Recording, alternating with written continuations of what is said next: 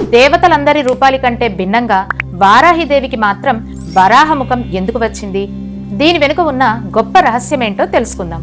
వారాహిదేవి ముఖం సాధారణ రూపం కాదు. అది శ్రీ మహావిష్ణువు వరాహ అవతారం శక్తికి ప్రతీక.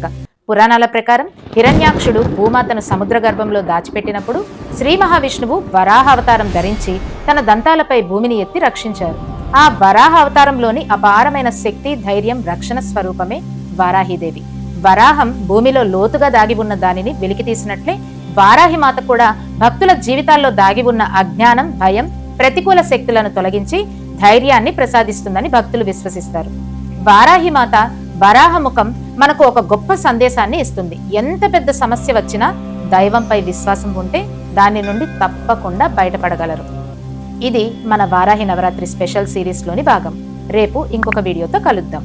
మరిన్ని ఆధ్యాత్మిక విశేషాల కోసం మన ఛానల్ని తప్పకుండా సబ్స్క్రైబ్ చేయండి. ఇది ఆనందలహరి, మన జ్ఞానలహరి.